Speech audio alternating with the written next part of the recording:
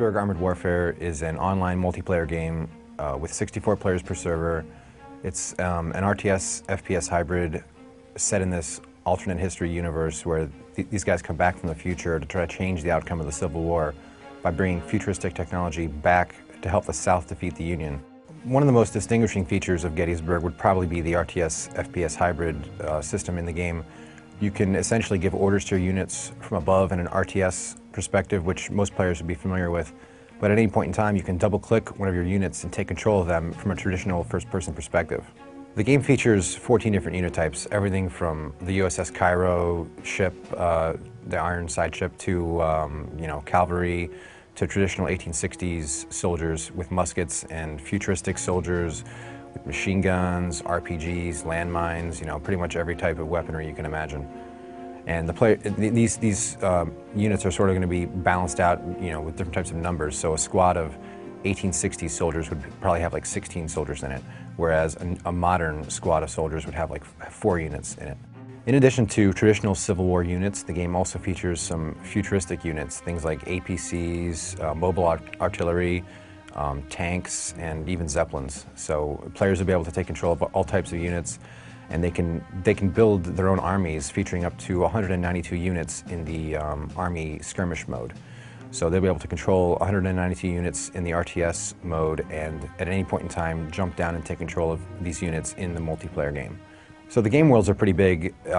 Technically they're 9 squared kilometers, and the Zeppelins are pretty helpful for scouting out terrain and sort of being like forward units, but they're also pretty useful for bombarding enemy units that are pretty far away.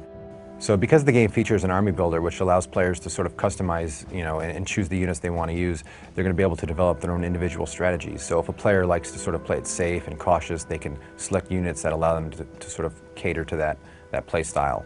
The more aggressive players are going to want to, take these fast-moving armored units and sort of support them with infantry battalions and things like that. But the army builder will allow players to sort of customize the experience to whatever play style they really want to use.